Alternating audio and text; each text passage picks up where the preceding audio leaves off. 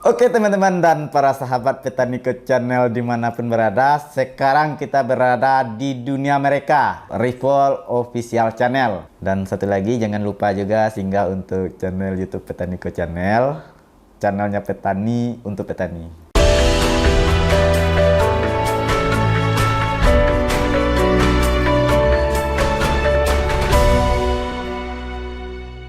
Baik, nama saya Nikos Rinaldo Meredian. Tempat tanggal lahir Gunung Bunsu 23 Maret tahun 1989. Alamat Jorong Gunung Bunsu, Nagari Batipo Baru, Kecamatan Batipo, Kabupaten Tanah Datar.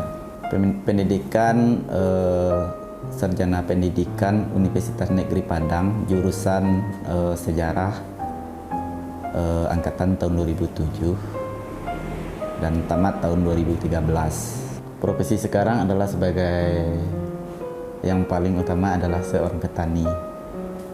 Memilih menjadi seorang petani. Iya. Asal mulanya gitu, Pak. Yang pertama, saya datang dan pulang setelah tamat dari kuliah itu sekitar tahun 2013 dan sempat mengadukan nasib di rantau. Saya pernah merantau sekitar 3 tahun, dan setelah pulang di rantau itu karena kehidupan ya, karena ekonomi sebenarnya di rantau itu, karena mungkin tidak ada suatu pekerjaan yang bisa saya lakukan di rantau itu, dan makanya saya pulang kampung. Dan di kampung itu, mengapa saya memilih petani? Karena banyak lahan-lahan tidur, lahan-lahan yang tidak digarap, yang digarap oleh masyarakat, sehingga lahan-lahan itu sangat-sangat produktif untuk menjadi suatu pendapatan sebenarnya, dan itu ditinggalkan oleh masyarakat. Yang pertama adalah anak golongan muda, anak-anak muda, sehingga yang di kampung itu dan di masyarakat yang menjadi petani di kampung itu rata-rata itu adalah orang-orang di atas umur sekitar 35, dan anak-anak muda tidak mau lagi karena malas. Mungkin ya petani itu suatu pekerjaan yang hina lah mungkin. Saya nggak tahu juga apa latar belakang dari anak-anak muda malas untuk menjadi petani. Dengan alasan itulah saya pengen membuktikan kepada anak-anak muda bahwasanya petani itu adalah suatu pekerjaan yang sangat mulia, karena kita tidak pernah memikirkan suatu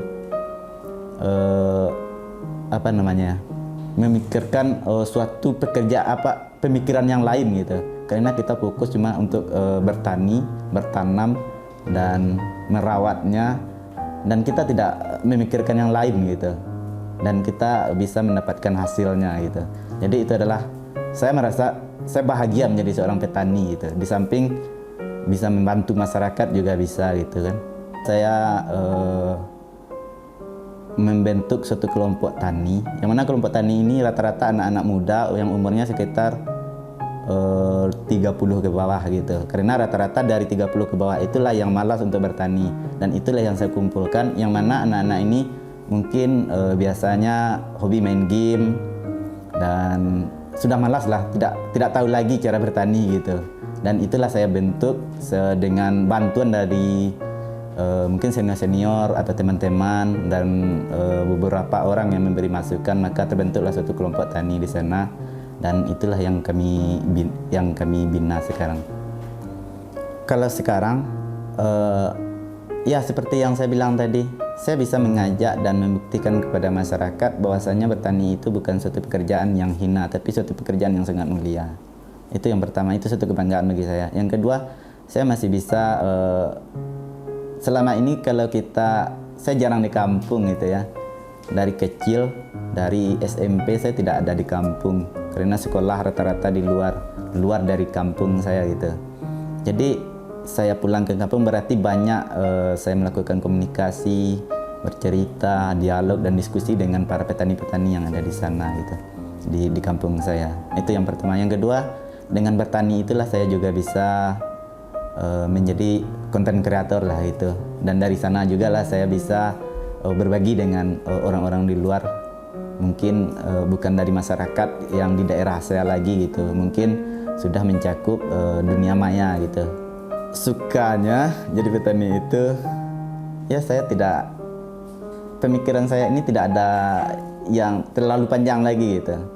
Karena saya kalau kita kerja kantoran atau kalau saya sarjana pendidikan gitu, mungkin saya jadi guru gitu.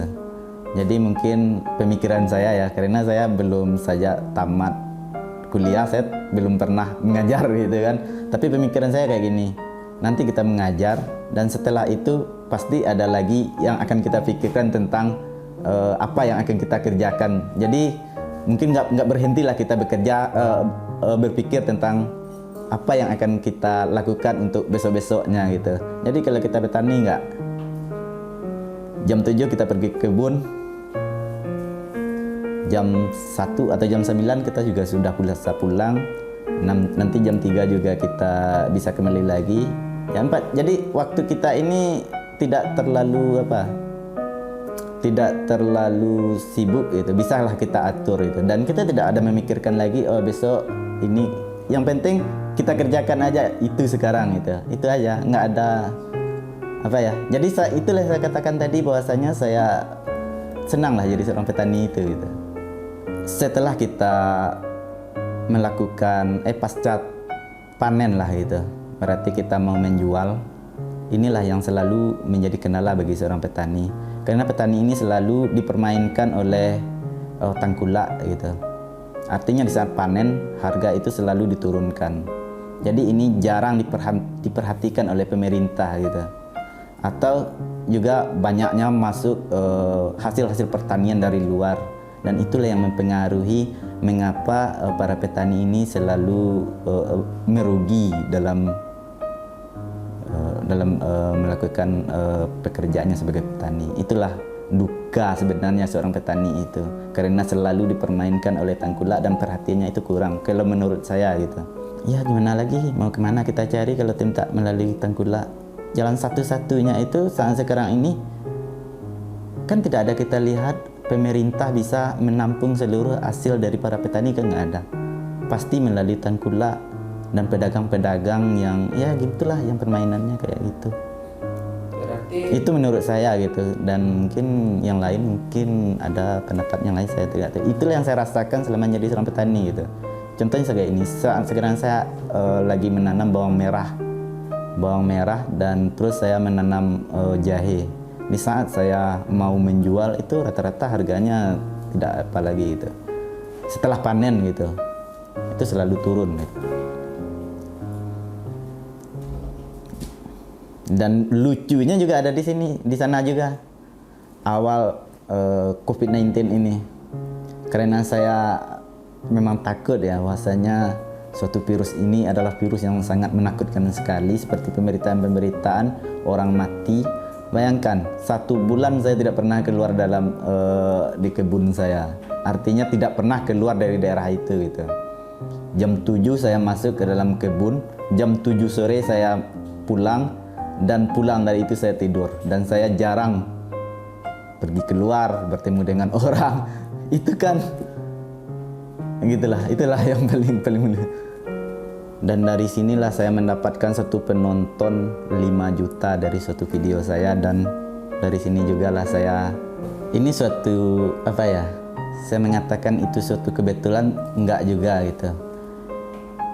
Yang pertama saya mengupload video itu, tujuan pertama saya adalah dokumentasi karena saya seorang petani, saya pengen memupuk suatu tanaman saya. Jadi saya butuh pupuk apa yang akan saya lakukan.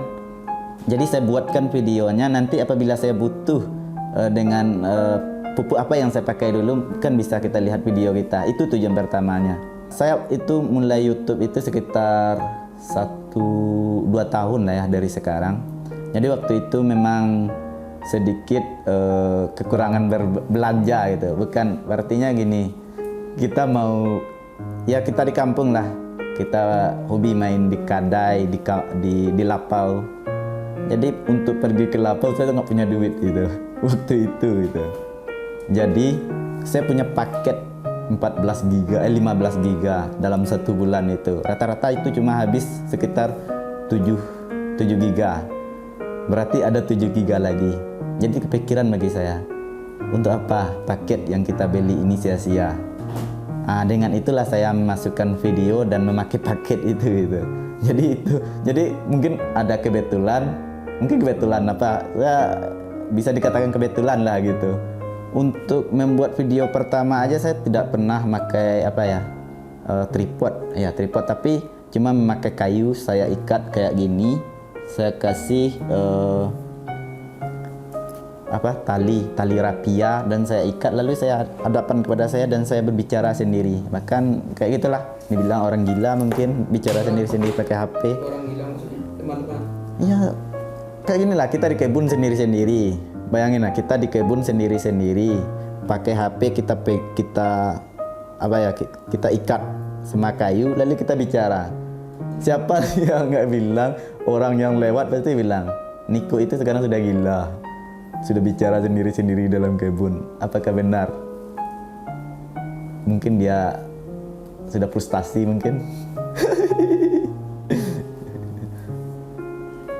Bukan saya sendiri ya, nggak ada orang yang ini salah satu takdir mungkin ya, takdir garis tangan gitu. Dan saya tidak pernah memikirkan bahwasannya YouTube ini adalah suatu pendapatan. Saya bukan orang yang ahli bukan dari bidang media atau komputer. Saya masih gaptek gitu. Bahkan HP ini saya masih gaptek gitu. Karena saya nggak pengen ribet-ribet gitu.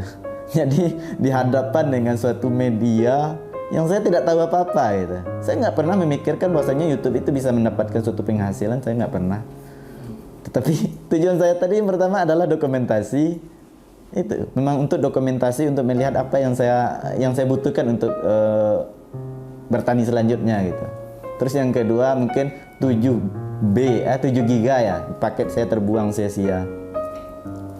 Suatu hari saya pernah membuat video dan saya ditelepon oleh salah seorang teman, dan kebetulan direkam oleh teman-teman saya itu. Dan sebenarnya video itu mau diupload pada channelnya rencananya kan, tapi dia nggak jadi. Tapi saya apa aja gitu. Itu memang satu kejadian memang asli itu. Saya lagi syuting, saya ikat sama kayu dan saya bicara yang seperti saya bilang tadi gitu. Kalau bukan saya sebenarnya kayak gini, saya pengen mengajak teman-teman, mungkin rata-rata anak kampung-kampung atau teman-teman saya di kampung lah gitu, yang selalu dekat dengan keseharian saya gitu. Saya pengen teman-teman ini juga pengen belajar juga di sana gitu, bukan mengharapkan satu pendapatan uang yang akan kita kasih kepada dia gitu, karena itu tidak akan bisa berkembang. Apalah artinya nanti kita kasih dia belanja, kan nggak enak. Tapi bagaimana juga dia bisa belajar dengan kita bersama-sama, itu sebenarnya yang saya inginkan. Dan rata-rata itu kesulitannya kayak gitu, masih ragu lah para anak-anak muda-muda itu untuk mengikutinya gitu. Kalau untuk tim ya gimana ya, sebenarnya kepengen juga gitu, tapi bukan timnya itu adalah bekerja bersama-sama gitu. Itu yang sebenarnya saya inginkan gitu, sehingga lahir juga lah konten-konten kreator yang baru, yang lain, yang baru gitu. Bukan mengharapkan suatu pendapatan dari satu, misalnya dari saya sendiri ya gitu, tetapi juga bisa mendapatkan dari YouTube. Itu ya sebenarnya yang saya inginkan.